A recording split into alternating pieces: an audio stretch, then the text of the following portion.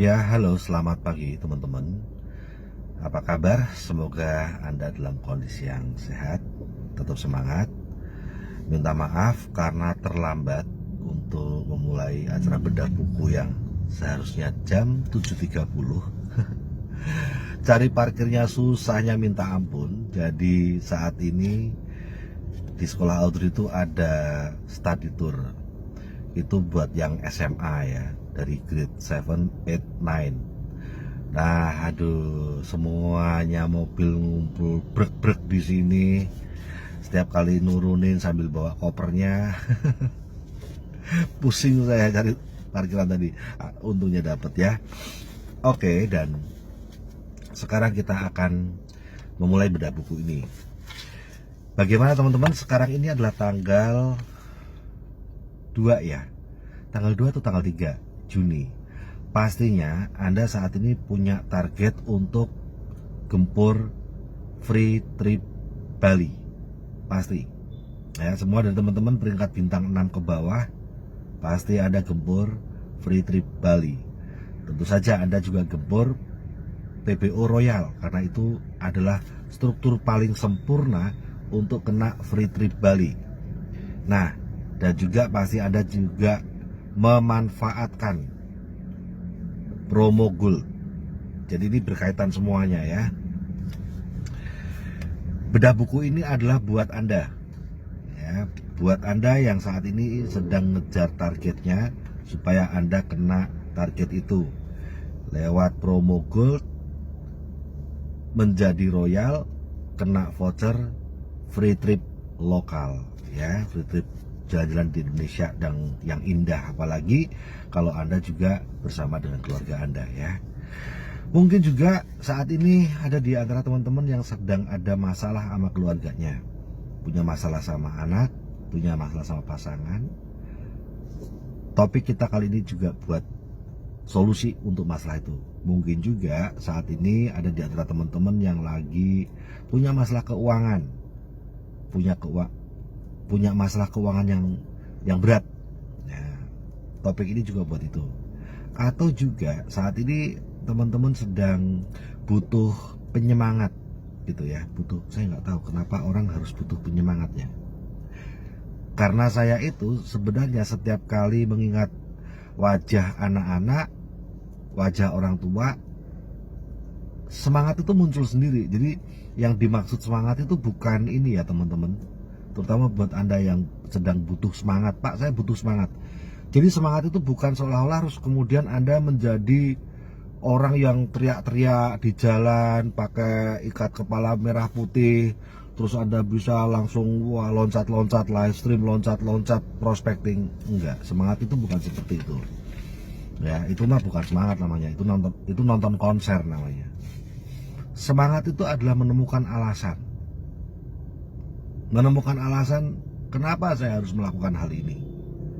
Itu semangat ya. Entah Anda orangnya kalem, Anda orangnya itu lemah lembut, pendiam.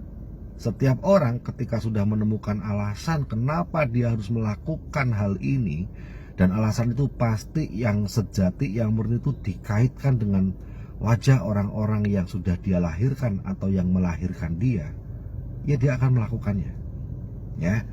So, topik pagi hari ini adalah untuk Anda yang tadi saya sebutin ya. Menggunakan seluruh otak Anda. Wah, ini gawat ini. Menggunakan seluruh otak Anda. Wah, ini gawat ini. Kesadaran diri kita memberi kekuatan kepada kita untuk memeriksa pikiran kita sendiri.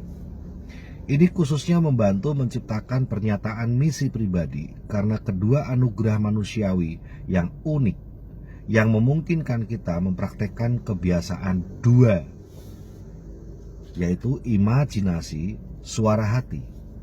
Imajinasi dan suara hati terutama merupakan fungsi otak sebelah kanan. Mengerti bagaimana menyadap kapasitas otak kanan sangat meningkatkan kemampuan penciptaan pertama kita. Manusia itu punya otak kiri dan punya otak kanan. Otak kiri itu adalah otak matematika, otak hitung-hitungan, otak apalan. otak akademis, ya, otak manajer sebelah kiri. Sebelah kanan itu otak kreativitas, otak imajinasi, otak suara hati, otak visi. Itu otak kanan, otaknya leader. Nah, sistem pendidikan di Indonesia itu membuat orang tuh lebih mengunggulkan otak kiri. Contoh, Anda nyebut anak Anda pinter kalau apa? Kalau nilai rapotnya bagus. Betul ya? Wah, anak ini pinter gitu. Karena nilai rapotnya bagus. Rapot itu apa? Rapot itu adalah mata pelajaran Indonesia, agama, bahasa Inggris, dan sebagainya. Ketika nilai bagus, anak kita dianggap pinter. Ketika nilai jelek, anak kita dianggap bodoh. Nah, sistem pendidikan yang lebih maju, kalau di luar negeri itu udah rata-rata kayak gitu. Atau kalau di Indonesia itu masih dipegang sama sistem pendidikan nasional plus, ya, atau sekolah internasional yang di Indonesia. Itu ada rapot untuk otak kanan, bukan cuma otak kiri. Ya, itu makanya rada mahal. Sekolah itu bukan rada, mahal beneran. Seperti yang saya berikan buat anak-anak ini nasional plus. Ya, karena di situ itu ada penilaian dan pendidikan untuk otak kanan, sehingga manusia atau anak-anak itu nggak cuma diukur dari akademisnya, apalan-apalannya, tetapi juga dari kreativitasnya, etika sopan santunnya, budi pekerti, imajinasinya, gitu. Nah, itu ada rapotnya sendiri. Itu kalau di Indonesia masih sekarang nasional plus, karena memang sistem pendidikannya butuh ini ya, butuh biaya itu, butuh biaya, ya. Makanya salah satu impian saya Jalakan Usaha ini untuk sukses, yaitu untuk memberikan pendidikan nasional plus buat anak-anak, gitu, supaya dia juga bertumbuh berkembang otak kanannya dan bahkan ada raportnya. Nah, oke. Kita lanjutkan lagi. Ya.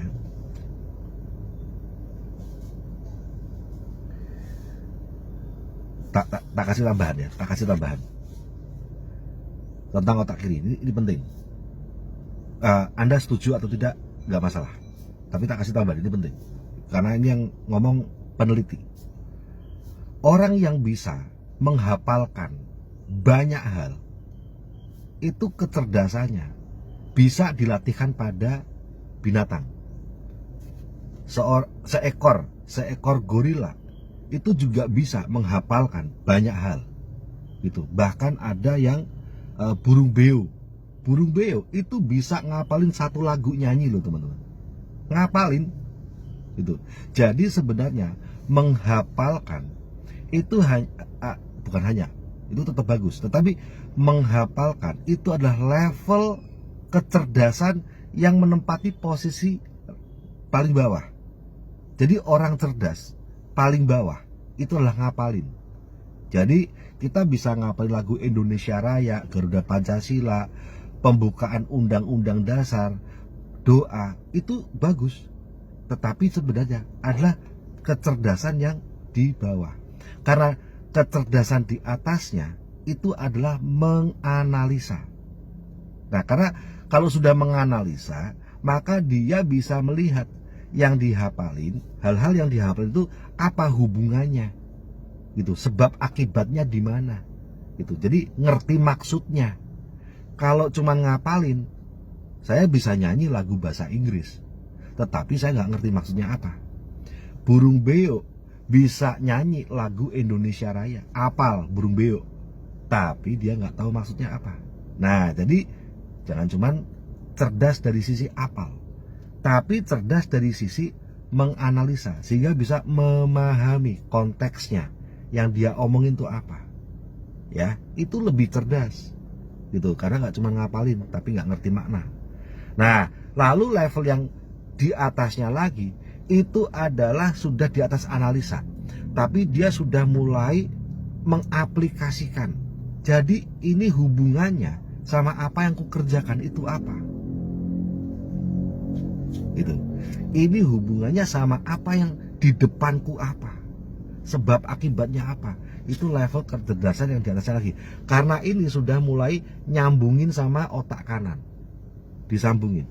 Di situ sudah mulai ada bukan cuman otak kiri yang menganalisa sebagai manajer, tetapi di situ sudah ada sambungan sama otak kanan yang dihubungkan sama visi, budi pekerti, hati nurani. Jadi dia bisa mulai mengerti, ini yang kulakukan hasil dari hafalanku yang sudah ku analisa, ngerti maksudnya apa, bener apa salah gitu.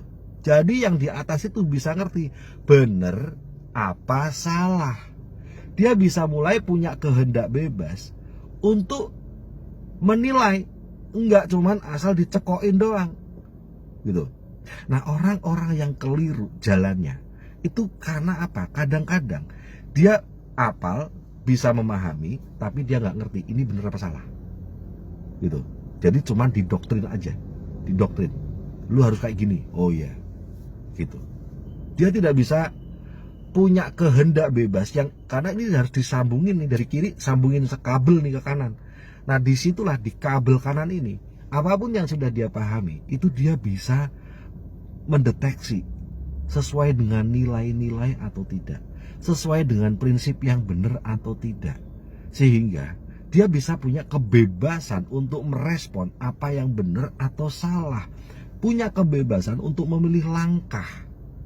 Tetapi orang yang belum punya kecerdasan, ya namanya spiritual quotient. Jadi paling bawah itu namanya intelligent quotient, IQ, intelligent quotient, cuma ngapalin doang. Lalu nanti mulai di atas adalah emotional quotient.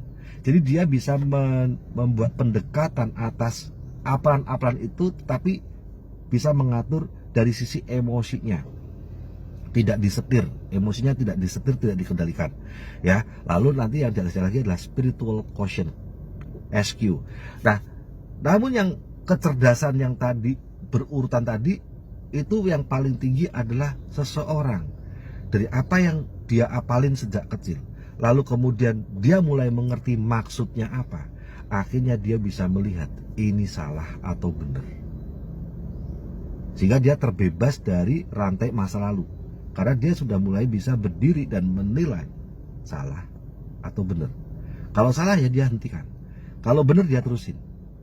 Nah begitu ya. Dan itu sudah jelas, itu nyambung ke otak kanan. Itu makanya sekolah-sekolah mahal teman-teman, itu gak mahal.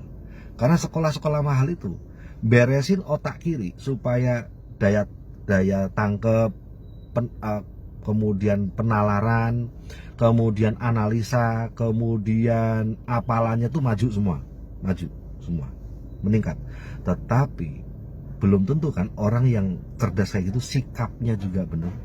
Ada orang-orang yang cerdas tapi pemberontak, pendiam, tidak percaya diri, tidak punya empati, gak punya budi pekerti, tidak punya visi, cepet ya, pinter banget tapi cepet gak punya visi pengusaha, mau jadi karyawan tok, suruhan tok, banyak.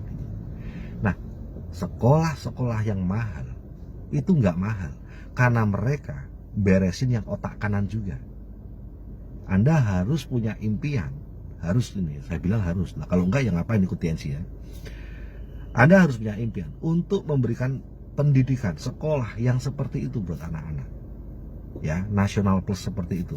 Itu ada Al-Azhar, cukup bagus. Kenapa kok Al-Azhar SMP sampai 46 juta gitu ya? Wah, karena dia selain boarding school, jadi kayak asrama gitu ya, dengan fasilitas luar biasa ya, karena ada unsur nasional plusnya ya.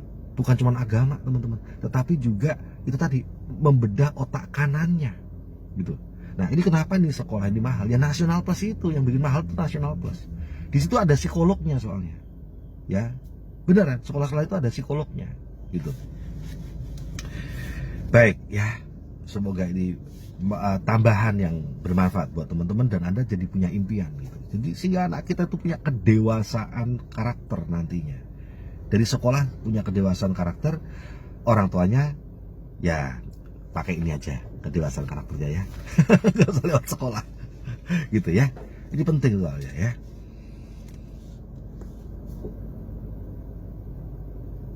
Oke.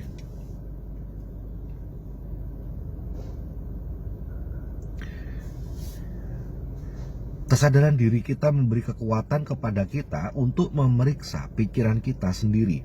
Ini khususnya membantu menciptakan pernyataan misi pribadi karena kedua anugerah manusiawi yang unik yang memungkinkan kita mempraktekkan kebiasaan kedua, yaitu proaktif, memulai dengan akhir dalam pikiran, itu kebiasaan dua. Nah, kedua anugerah itu adalah imajinasi dan suara hati. Ya, ini otak kanan banget. Otak kiri orang yang cuma hafal itu nggak ngerti apa gue imajinasi, panganan apa gue, apa suara hati itu apa sih, lemper ya, nggak ngerti, lu nggak ngerti. Makanya mereka suka mentertawakan orang yang punya impian. Kenapa? Karena mereka sejak kecil sekolahnya sekolah otak kiri, sekolah diajari ngapal ke bahasa Inggris, bahasa Indonesia, agama, bahasa Jawa, orang ngerti. Otak kanan nggak ada sekolahnya di sekolah itu. Jadi mereka menertawakan orang yang punya impian. Karena orang yang punya impian itu otak kanan. Nah, sekolah nasional plus itu ngajari impian, guys. Ngeri. Jadi harus sukses biar anak-anaknya sekolah yang keren-keren itu sekolah otak kanan. Diajari tuh punya impian, diajari punya visi, diajari budi pekerti, diajari toleransi. Bayangin, diajari toleransi. Ya, sekolah otak kiri nggak ngerti toleransi. Apa gue toleransi? Telur asin, nggak ngerti. Ngapa tahu mari kok lapar? Apa kok lapar? Oh, lemper. Oh, lemper lapar. Aku yoyo ya tadi lapar.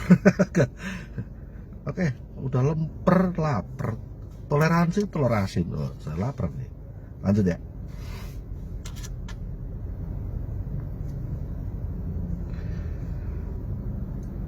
Terutama imajinasi dan suara hati ini merupakan fungsi otak sebelah kanan.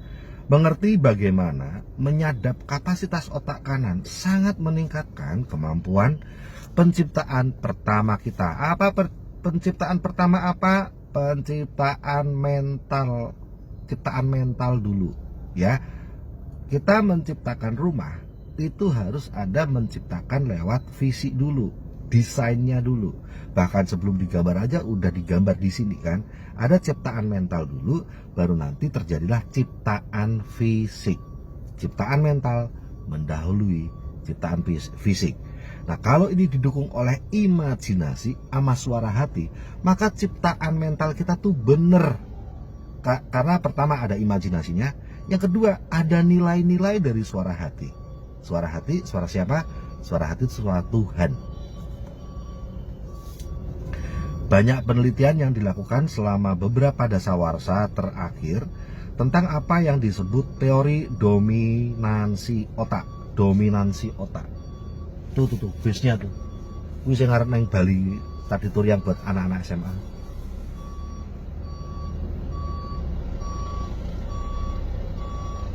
Sih yo, sebentar yo, berisik. Sayanya berisik. Tapi nanti kalau saya edit ini hilang, bagian ini hilang. Wah, cedak banget. Wah, deket banget.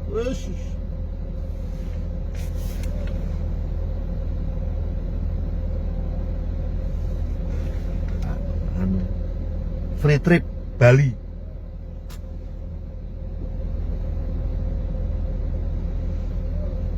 Wah, saya kekunci nih. 2 bus nongkrong semua ke sini. Alamat. Ya sudahlah.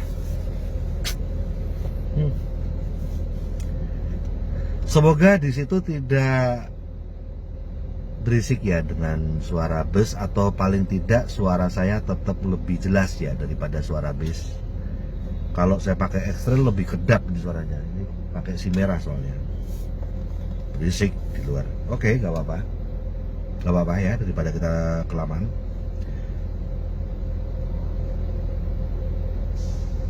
Oke, sekarang oke ya, padahal masih berisik loh. Oke. Banyak penelitian yang dilakukan selama beberapa dasawarsa terakhir tentang apa yang disebut teori dominansi otak. Dominan. Teori dominansi, dominan itu apa? Mayoritas, menguasai. Temuan-temuan tersebut pada dasarnya menunjukkan bahwa masing-masing belahan otak kiri dan kanan cenderung berspesialisasi dan melakukan fungsi-fungsi yang berbeda, mengolah jenis-jenis informasi yang berbeda, dan mengatasi jenis masalah yang berbeda. Pada hakikatnya, belahan kiri melakukan bagian yang lebih logis, verbal, ucapan logis, dan belahan kanan adalah bagian yang intuitif dan kreatif. Intuitif.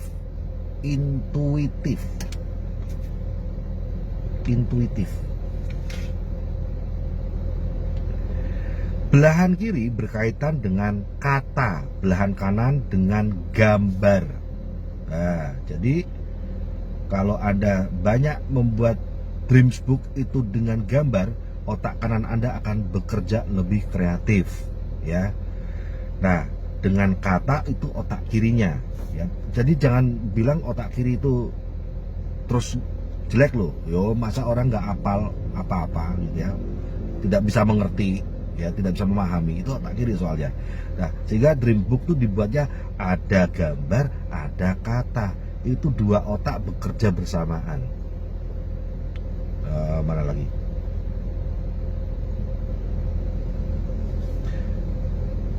Belahan kiri dengan pembagian dan hal-hal spesifik, belahan kanan dengan keseluruhan dan hubungan antar bagian. Belahan kiri dengan analisa, yang berarti menguraikan belahan kanan dengan sintesa, yang berarti menyatukan.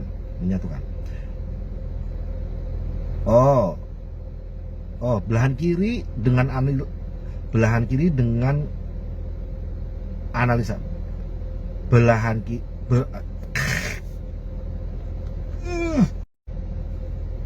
Kalau si Al gini, kalau si Al lagi sebelum suaranya.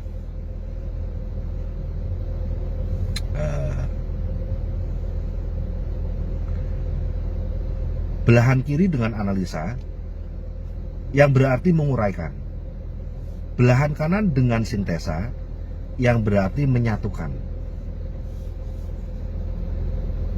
Belahan kiri dengan cara berpikir runtut berurutan.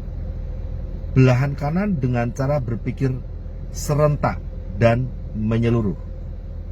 Belahan kiri terikat oleh waktu, belahan kanan bebas oleh waktu. Walaupun orang menggunakan, coba sekarang teman-teman bayangin, merem sebentar. Yuk, saya ikut merem. 1, 2, 3. Sambil bayangin, saya arahin. 1, 2, 3, merem. Sekarang kita bayangin ada di bawah Menara Eiffel di Paris. Teman-teman sudah pernah lihat ya foto Menara Eiffel, misalnya fotonya Mbak Ade Andriani itu yang waktu ke Paris, ya, ada gambar Menara Eiffel kan, simbolnya negara Perancis ya. Nah, ini di ibu kotanya di Paris ada Menara Eiffel. Coba teman-teman bayangin, Anda ada di Menara Eiffel. Anda sedang berfoto di depan Menara Eiffel. Tepat persis kayak fotonya Mbak Ade atau foto saya tuh ya, atau ada fotonya Pak Andi juga ya, yang di depan Menara Eiffel. Oke, di belakang Anda tuh Menara Eiffel. Anda ngerasain anginnya. Sekalipun siang hari, Eropa itu breezing, sejuk, ya, sejuk, dingin, sehingga kita lebih hangat dengan jaket, walaupun mataharinya ada. Ya. Langitnya biru, bersih banget, gak ada sampah.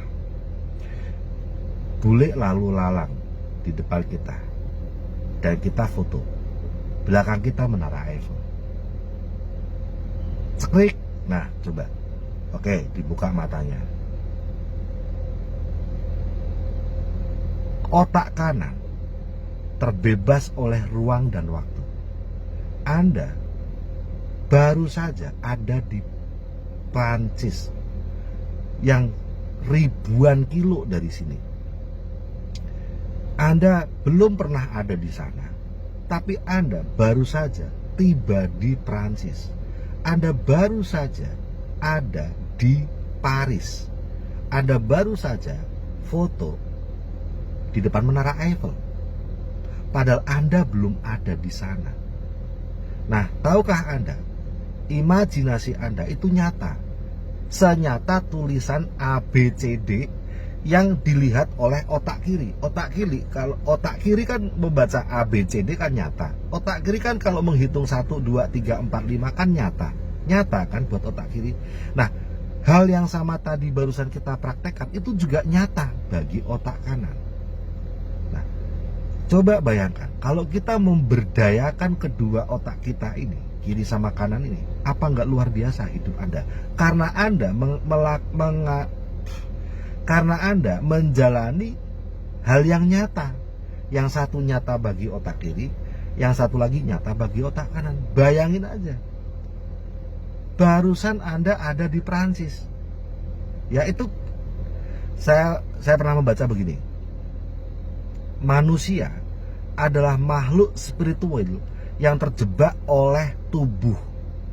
Ya, manusia adalah makhluk spiritual, makhluk roh yang terjebak oleh tubuh. Gitu. Nah, ketika manusia meninggal, tubuhnya kan nggak ada, tinggal spiritualnya kan yang ada, rohnya kan yang ada. Dan itu terbebas, dia malah terbebas oleh ruang dan waktu. Dia bisa kemanapun, dia bisa kemanapun tanpa batas. Nah, baru saja tuh seperti spiritual kita itu tiba di Prancis, bener-bener tiba loh. Anda jangan salah. Kita baru saja tiba di Prancis. Kita baru saja tiba di depan Menara Eiffel. Itu beneran. Kalau enggak mungkin ada bayangan yang kita bisa lihat, kita sampai bisa merasakan. Siapa yang merasakan? Spiritual kita, roh kita yang ngerasain. Dan itu nyata bagi otak kanan. Itu nyata bagi otak kanan. Bagi otak kiri diketawain, karena otak kiri nggak melihat itu. Otak kiri hanya ngelihatnya lu di mana sekarang, secara fisik. Nah, sekarang jangan dibuat nih kiri sama kanan, jangan dibuat musuhan. Kiri sama kanan jangan dibuat sebuah pertentangan. Kiri sama kanan itu harus dibuat jadi kawan. Sehingga otak kiri setuju dengan otak kanan bahwa dia itu punya kekuatan yang bisa kemanapun, membayangkan apapun, mewujudkan apapun. Dan si otak kanan butuh otak kiri untuk apa? Tolong bikin tulisannya. Tolong kiri, aku cuma bisa melihatnya. Aku cuma bisa melihat itu jadi kenyataan. Aku cuma bisa membawa si tubuh ini ke Prancis. Aku bisa membawa si tubuh ini yang menjebakku ini, karena dia makhluk spiritual, ya, tubuhku yang menjadi badanku ini, aku bisa melihatnya punya rumah mewah, aku bisa melihatnya tiba di Prancis, aku bisa melihatnya, bahkan aku sudah membawanya, bukan cuma melihatnya, aku sudah membawanya ke Menara Eiffel. Tapi tubuh ini yang masih memenjarakanku. Nah, tolong otak kiri tuliskan itu. Tolong otak kiri cari gambar yang tadi sudah ku datangi tempatnya, cari gambarnya. Tolong tempelkan, tolong tuliskan. Nah, si otak kanan pun butuh bantuan otak kiri untuk nulis, untuk gambar, atau cari gambar tempelkan di buku impian. Nah, si otak kiri tanpa otak kanan yang dia tulis cuman masa lalu. Tanpa otak kanan, otak kiri tetap bisa nulis. Otak kiri tetap bisa cari gambar. Tetapi apapun yang ditulis bukan visi. Apapun yang dia tulis itu adalah apa yang sudah terjadi. Sehingga ketika otak kiri sama otak kanan ini bersatu jadi kawan, jadi teman-teman, luar biasa. Apa yang bisa dilihat oleh otak kanan Anda, oleh visi Anda, imajinasi Anda, suara hati Anda, diterjemahkan oleh otak kiri dalam bentuk tulisan. Dan ini akan terus mengingatkan Anda tentang apa yang bisa Anda miliki, harusnya Anda miliki. Disertai suara hati, wah, jadi klop sekali, karena tidak akan melanggar prinsip-prinsip yang benar yang mengatur alam semesta ini. Gak melanggar, karena sudah dibarengi dengan suara hati kita, karakter dari prinsip yang tepat. Mudeng ya, maksudnya mudeng ya, gitu. Nah, jadi jangan dibuat bertentangan, ini dua-duanya butuh nih ya. Yang satu sutradara nih, dia butuh penulis naskah. Sutradara udah bisa ngebayangin ini film gua nanti bakal gua bikin gini. Tapi aku butuh orang yang bisa menuliskan naskahnya supaya bagus. Nah, ini otak kanan kerjasama sama otak kiri dalam otak kita, maka tumbuhkan terus keduanya. Jangan bilang nggak bermanfaat, ini bermanfaat banget. Oke. Walaupun orang menggunakan kedua belahan otaknya, salah satu sisi pada umumnya cenderung mendominasi tiap individu. Entah yang kiri lebih dominasi atau entah yang kanan. Tentu saja idealnya adalah mengolah dan mengembangkan kemampuan sedemikian agar mempunyai perlintasan yang baik antara kedua belahan otak tersebut, sehingga orang dapat merasakan terlebih dulu apa yang diperlukan oleh situasi dan kemudian menggunakan alat yang tepat untuk menanganinya ya. Nah, jadi teman-teman sekarang sudah bisa ngerti ya, sekolah-sekolah kebanyakan di Indonesia lebih akan mengembangkan otak yang mana? Tentu saja otak yang kiri. Segala akademis, segala hafalan, segala hitungan. Dan lalu yang menurut saya agak sayang juga, kita nganggap itu benar, kita nganggap anak kita pinter, tanpa kita sadari kenapa ya anakku pinter tapi kok mental mandirinya nggak ada ya. Padahal pinter loh, tapi belas gak mandiri, manja nepal. Padahal pinter loh, tapi kok orangnya nggak pedean. Padahal pinter loh, tapi kok dia nggak kepengen punya karier yang bagus, jadi karyawan tok lo, percuma nilainya bagus tak sekolahin mahal-mahal, isinya udah diburuh. Ya karena itu semuanya otak kanan, gitu loh. Ya, jenjang karier supaya dia mau jadi pemenang, supaya dia orangnya bisa tumbuh keyakinan diri dan punya sikap kemandirian, itu nggak diajarin di otak kiri, itu ajarinya di otak kanan, sekolah otak kanan, gitu. Jadi ya bagus sekali memang kalau anak-anak kita itu diajak aktif di bisnis TNC, karena akan mengembangkan otak kanan mereka berjalan seiringan dengan otak kiri mereka ya. Atau ya gimana ya, kalau nggak itu gimana Pak, nggak mau gimana ya, krik nggak tahu gue nggak tahu. Ya semoga dari Anda yang mulai baca, saya kan juga baca buku, tahunya kan saya dari baca buku, bukan dari sekolah saya. Sekolah saya apa? Kiri tulen. Kiri tulen sekolah saya Pak ya. Jadi ya semuanya dari baca buku. Dari situlah kita jadi punya kesadaran untuk anak kita supaya lebih baik, gitu ya, lebih baik perkembangannya. Abraham Maslow mengemukakan orang yang ahli menggunakan martil cenderung berpikir bahwa segalanya adalah paku. Ya, orang yang otaknya otak kiri ya cenderung semuanya otak kiri, gitu. Sesuatu yang apa yang sudah ditakdirkan, nggak mungkin ada orang miskin sukses, nah itu otak kanan yang bisa nangkep, gitu ya. Nggak mungkin ada orang desa kok bisa jadi pengusaha, nggak ngerti dia, gitu. Seorang orang yang membawa palu cenderung semuanya tuh martil, ngeliat semuanya tuh martil. Ya otak kiri tuh cenderung ngeliat semuanya tuh ya nek koyong ini yongko dadine koyong ngono, orang mungkin berbeda, gitu. Ya itu kan otak kiri.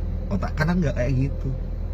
Otak kanan itu punya imajinasi, sehingga orang-orang sukses kalau Anda lihat itu otak kanan berkembang. Maka sekarang sering-seringlah pakai tangan kiri ya tradisi adat sih, jangan pakai tangan kiri, pakai tangan kanan. Kalau saya bebasin, kenapa?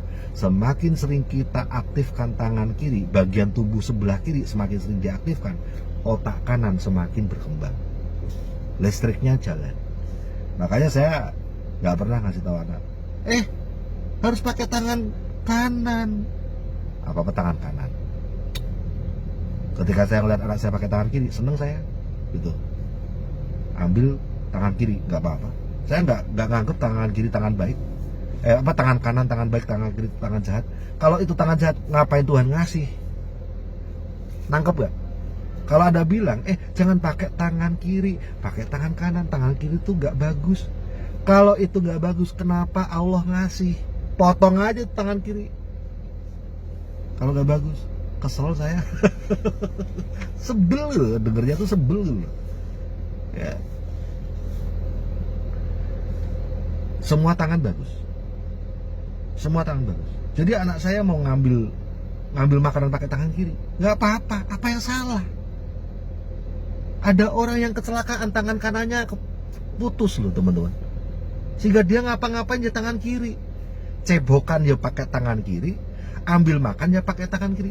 Tapi kan dia nggak mungkin ambil makan sambil cebokan bersama-sama. Yang jelek itu adalah ambil makan sama cebokan barengan. Itu jelek pakai tangan kiri. Tetapi masalah dia mau ngambil makanan dengan tangan kiri, dia mau nulis dengan tangan kiri, dia mau salaman dengan tangan kiri. Kalau yang diajak salaman bisa, ya nggak apa-apa. Apa yang salah dengan tangan kiri, guys? Kalau itu salah, copot aja tangan kiri, buang sono. Gitu loh. Nah, kadang-kadang kita ditulis naskahnya sama orang-orang pendahulu kita tanpa ngerti itu bener apa salah.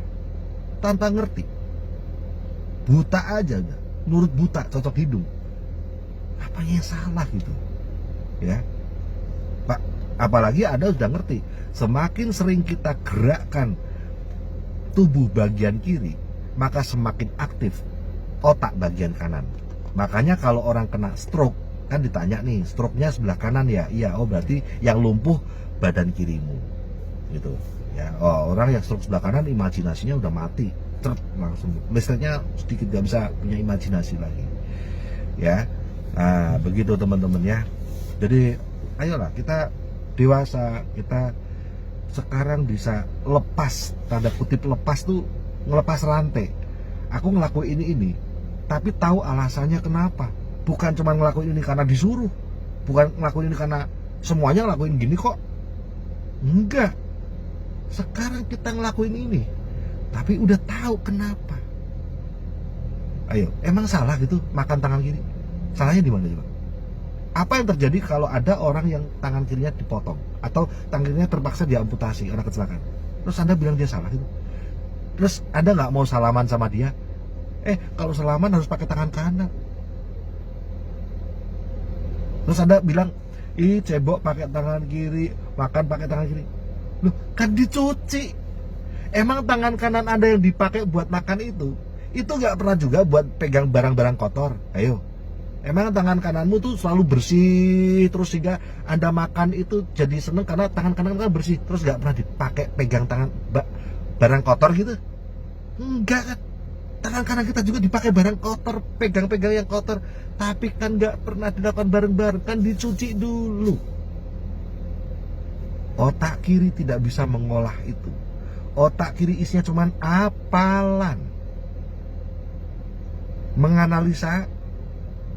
Tapi masalah baik atau benar itu yang bisa nentuin otak kanan, karena otak kanan punya suara hati. Nah, apa jadinya kalau manusia ini semuanya hidup di otak kiri? Selesai sudah, gitu. Semua ngelakuin tanpa tahu alasannya apa. Ya, itu sama seperti sebuah kisah. Seorang nenek itu punya kebiasaan kalau dia kok nenek. Ada kisah nih menarik. Jadi si anak ini selalu ngeliatin mamanya goreng tempe, dadar kok tempe. Dadar telur, sorry yo Mayo, jadi lapar juga nih. Aku yo lapar jadi. Ini ngomonginnya makanan mulu nih. Seorang anak ngeliatin mamanya itu setiap kali dia dadar telur, nyeplok telur, itu kenapa ya? Abis itu kok bagian pinggirnya dipotong gitu. Ya, baru dihidangkan ke piring. Kenapa gitu? Bingung dia. Dia berpikir, mungkin kalau yang telur ceplok itu kan pinggirnya kan pasti yang agak gosong-gosong ya.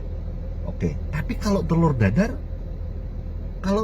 ngapain pinggirnya juga dipotongin, kan enak dan bukan nggak gosong. Kalau telur dadar kan merata.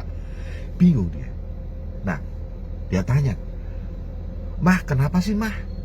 Kok kalau Tiap kali mama nyeplok telur, dadar telur, kenapa sih bagian pinggirnya selalu mama potong? Padahal kan enak. Mama bilang, aturannya gitu. Dulu diajarin nenek juga gitu. Harus kayak gitu. Ya kenapa, Ma? Si anak kan tanya, ya kenapa sih? Ya pokoknya ikutin aja kayak gitu aturannya. Pamali kalau ngelarang. Si anak penasaran banget. Dia tahu, dia kepengen tahu sebabnya apa. Akhirnya dia ke rumah neneknya. Neneknya masih ada kok. Dia ke rumah neneknya. Nek, aku tanya sama mama, tapi mama katanya ya nenek ngajarin kayak gitu. Sekarang aku mau tanya sama nenek, kenapa kalau tiap kali nenek sama mama itu nyeplok telur atau dadar telur, kok bagian pinggirnya selalu diilangin? Padahal kan enak gitu kan, yang gosong-gosong dikit juga enak, kenapa dibuang? Sayang kan.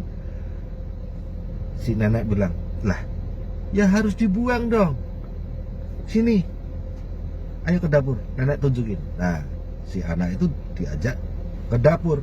Lihat nih, wajan kecil kayak gini kalau nggak dibuang kan tumpah semua telurnya. Ya harus dipotong. Ngerti gak? Ternyata alasan nenek kenapa tiap nyeplok atau dadar telur itu selalu memotong bagian pinggirnya, karena wajahnya kecil. Kalau nggak dipotongnya tumpah, malah kotor, nyampur kotorannya dari luar, malah nyampur ke yang telur yang sedang digoreng. Alasannya itu. Tapi kemudian mamanya, anak putrinya atau si mama anak dari mamanya si anak ini, itu melakukan hal yang sama tanpa tahu alasannya. Padahal wajahnya udah wajan gede. Jadi nggak ada yang tumpah keluar, nggak ada yang bleber-bleber telur sampai keluar. Wong wajahnya udah gede, tapi tetap dipotong. Jadi malah dibuang sekarang bagian yang enak itu. Itulah yang terjadi dengan orang-orang yang bisanya cuma ngapalin, nganalisa, tapi nggak pernah tahu ini tuh bener apa salah. Tidak pernah bisa melihat konteksnya dengan hidup dia, hubungan dengan hidup dia dan dengan kondisi saat ini. Tidak bisa ikut dalam perubahan zaman. Pokoknya itu ya itu. Dulu nek orang desa kayak kita, orang bodoh kayak kita, sekolah cuma sampai SD, mau cari duit ya TKW nggak ada tempat lain. Oh, TKW. Sampai zaman berubah, sampai ada bisnis online, ini tetap ngertinya itu doang. Padahal sekarang TKW pada sukses tanpa harus jadi TKW. Mereka akhirnya sukses lewat bisnis TNC, pada bisa beli rumah, kos-kosan 100 kamar kayak Bu Rehana, mantan TKW Saudi sama Hongkong. Karena mereka punya proses untuk ngerti mana yang benar, mana yang salah, mana yang masih sesuai dengan zaman dinosaurus, mana yang sudah harus punah tuh kebiasaan-kebiasaan, karena sudah ada hal yang baru, gitu loh. Nah itu mana yang ya, otak mana tuh yang bisa menyelamatkan kita dari kebuntuan kayak gitu? Otak kanan. Sehingga orang kalau tidak pernah baca buku, gak pernah dengar kaset positif, tidak pernah datang ke pertemuan-pertemuan positif orang-orang sukses, ya otak kanannya buntu mulu gitu. Buntu karena orang-orang sukses itu pasti otak kanan. Buku positif otak kanan, ya, kaset-kaset positif otak kanan, target otak kanan. Target itu otak kanan, otak kiri gak punya target. Otak kiri itu dicocok hidungnya. Kamu tak bayar, kerjain ini. Siapa yang bayar? Yang punya target. Tapi si otak kiri tidak punya target. Dia cuman seperti orang yang disuruh ini, disuruh itu, disuruh ini. Dia tutup mata, ya, tutup telinga, cuman disuruh itu. Hidupnya cuma kayak gitu doang. Gak ada visi. Visi itu milik orang yang otak kanan. Begitu teman-teman, ya. Oke.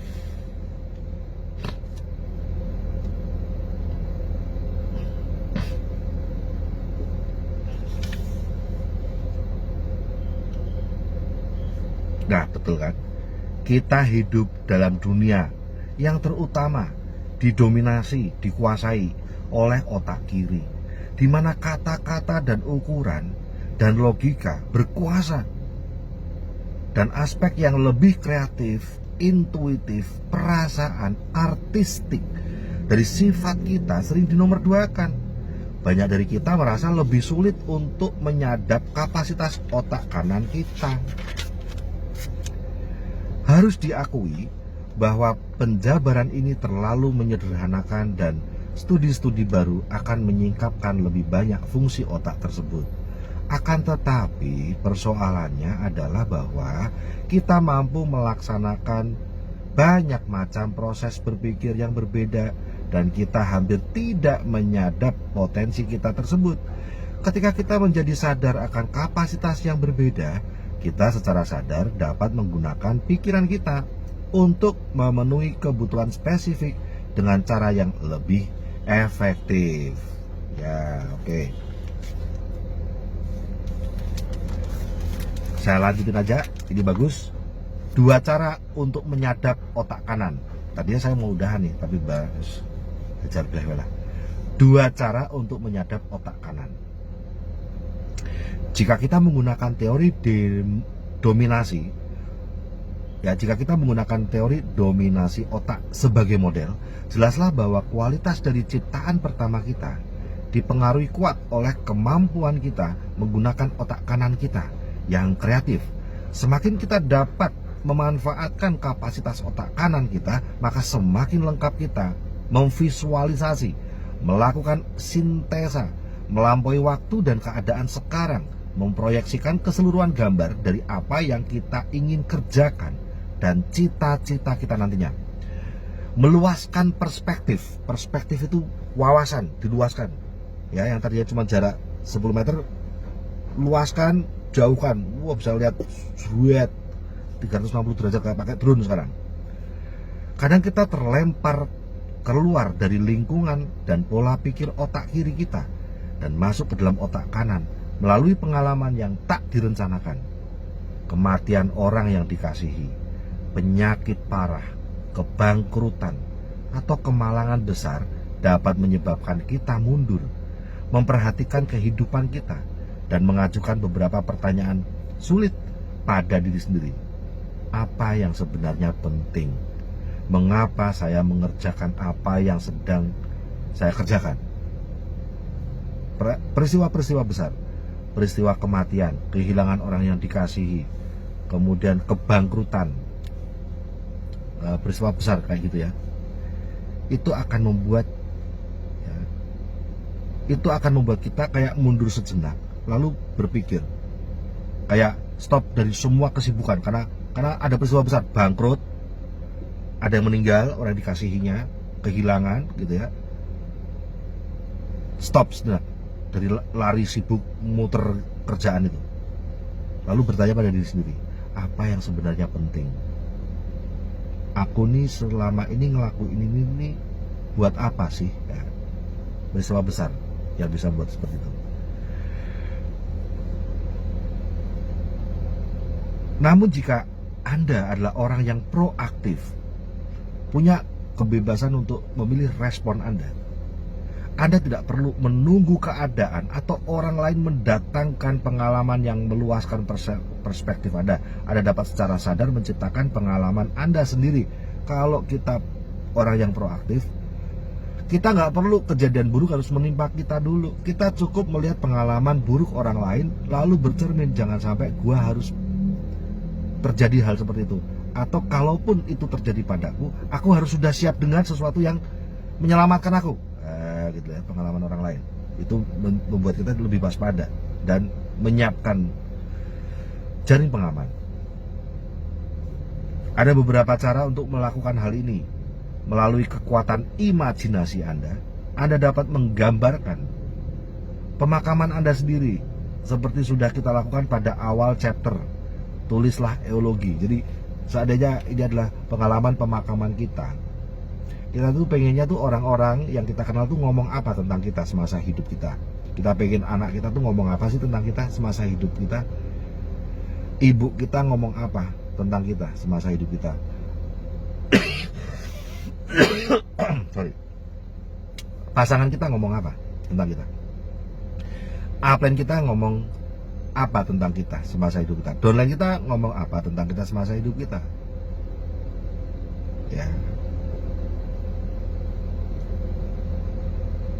Nah, lalu lakukanlah hal itu sebelum kita mati. Itu perlu imajinasi. Anda dapat membayangkan ulang tahun ke-25 dan kemudian ke-50 pernikahan Anda. Ajak pasangan Anda untuk membayangkan ini bersama. Cobalah menangkap intisari dari hubungan keluarga yang Anda ingin ciptakan melalui investasi hari demi hari selama periode beberapa tahun. Pernikahan saya sama Bu Sari sudah 15 tahun.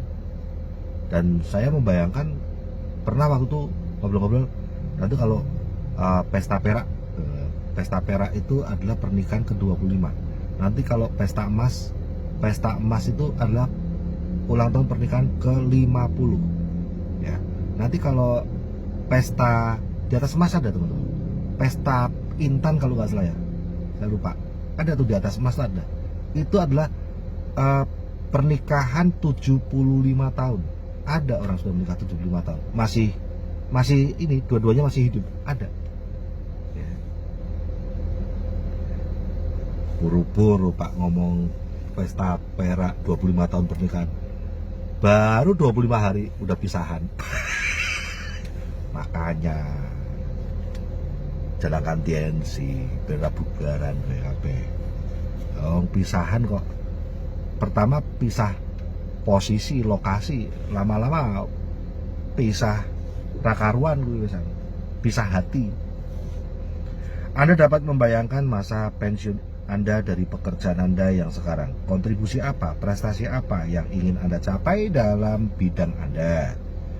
Oke deh, yang ini nanti aja. Berikutnya nanti ada diajari visualisasi dan diajari afirmasi ala Stephen Covey. Wah, keren. Semoga bedah buku pagi hari ini bisa nemenin teman-teman, menambah wawasan teman-teman, membuat Anda lebih bertumbuh, dan Anda tahu bahwa yang namanya impian itu nyata. Yang namanya impian nyata. Yang ngomong gak nyata itu adalah orang-orang yang tidak pernah bekerja lewat otak kanan. Dia cuman bertumbuhnya tuh otak kiri. Jadi otak kanan tuh PLN-nya mati, listrik padam di sana. Jadi ya dia ketawa sama impian, dia ketawa sama visi, ngetawain deh gitu. Orang-orang yang pengen sukses, orang yang punya cita-cita tuh diketawain aja tuh sama orang-orang itu. Karena memang mereka sejak kecil sampai tua yang dihidupin cuman otak kiri. Otak untuk ngitung beras, ngitung gaji gitu ya, ngitung biaya sekolah ya, gitu, ngitung setoran tinggo paijo gitu kan. Cuma gitu doang. Tapi tidak ada imajinasi, tidak ada visi apapun di sana. Nah, sehingga ya mereka ketawain aja orang-orang yang punya impian, dia biarin aja, nggak apa-apa, kasihanilah mereka, jangan dibenci, kasihanilah mereka, justru harus kasihan sama mereka, ya. Nah, kita semuanya dengan ada di TNC ini, dengan ada dalam komunitas orang-orang sukses, kita sebenarnya sedang dikembangkan juga otak kanan selain otak kiri, gitu. Karena orang yang sukses nggak mungkin mereka otak kanannya nggak muncul, tuh nggak mungkin. Otak kanannya pasti aktif lewat imajinasi, lewat visi mereka, lewat mimpi mereka, gitu. Ya, semakin sering kita kumpul seperti ini ya otak kiri kanan bertumbuh kok. Oke. Nah, orang-orang yang punya keberanian untuk misalnya live stream adalah orang-orang yang otak kanannya memang berkembang. Tapi orang-orang yang otak kanan, mohon maaf, tidak berkembang, yang dia miliki cuma otak kiri, yang dia bisa lihat cuma masa lalu doang. Live stream tuh dia nggak bisa melihat itu visi, live stream nggak bisa lihat itu adalah untuk mimpi-mimpinya, mewujudkannya. Yang dia lihat cuma ketakutan, pengalaman buruk yang sudah terjadi. Otak kiri itu cuma melihatnya yang sudah terjadi doang, yang buruk gitu. Jika dia mau live stream takut, mau join takut, mau ngejar target takut, apa-apa takut, karena dia tidak punya kekuatan listrik yang cukup untuk melihat visi ke depan. Yang dia bisa punya hanyalah stok dari otak kiri, pengalaman yang sudah terjadi. Lah kalau orang gagal tuh yang sekarang hidupnya susah, itu pengalaman apa yang dimiliki? Pengalaman pahit semua kan. Kalau saya yang dulu memulai TNC ini tidak mengembangkan otak kanan saya lewat pertemuan kaset dan buku, maka stok kejadian apa yang saya miliki? Ya kejadian yang sudah terjadi, bukan kejadian visi. Orang miskin itu kejadian yang sudah terjadi, ya kejadian pahit semuanya. Maka hidupnya penuh ketakutan untuk berjalan ke depan. Semoga bermanfaat. Go free trip, go promo code, go royal for free.